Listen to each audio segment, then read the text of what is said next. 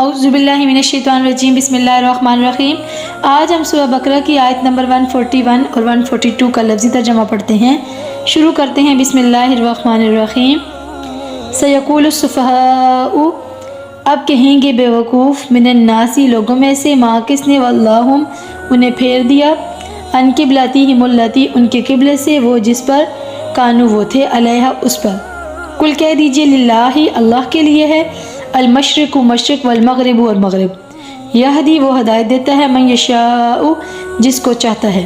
الی طرف صراط راستے کی مستقیم سیدھے۔ وکذالک اور اسی طرح، جعلناکم ہم نے تمہیں بنایا، امتاً امت، وسطاً درمیانی یا معتدل، لتکونوا تاکہ تم ہو، شہداء گواہ، علی الناس اوپر لوگوں کے، ویکون الرسول اور ہو رسول صلی اللہ علیہ وسلم، علیکم تم پر، شہیداً گواہ۔ وما اور نہیں، جعلنا مقرر کیا ہم نے، القبلۃ قبلے کو، اللاتی وہ جس پر، کنتا آپ صلی اللہ علیہ وسلم تھے، علیہا اس پر، الا مگر، لنعلم تاکہ ہم معلوم کر لیں یا ہم جان لیں،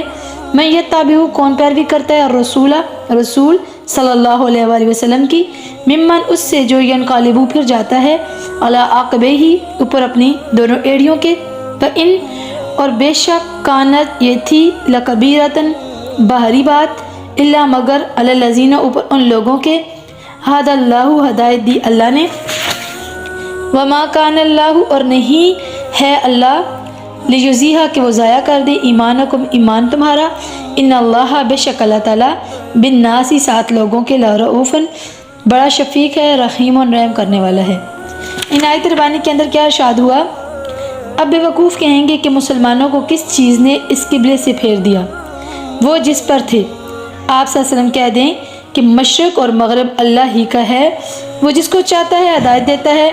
سیدھے راستے کی طرف، اور اسی طرح ہم نے تمہیں معتدل امت بنایا تاکہ تم ہو لوگوں پر گواہ،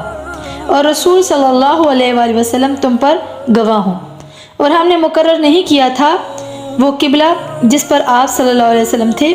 مگر اس لیے تاکہ ہم معلوم کر لیں کہ کون رسول صلی اللہ علیہ وآلہ وسلم کی پیروی کرتا ہے، اس شخص سے جو پھر چاہتا ہے اپنی ایڑیوں پر الٹے پاؤں، اور بے شک بھاری بات تھی مگر ان پر نہیں جنہیں اللہ نے ہدایت دی، اور اللہ ایسا نہیں کہ تمہارا ایمان ضائع کر دے، بے شک اللہ لوگوں کے ساتھ بڑا شفیق رحم کرنے والا ہے۔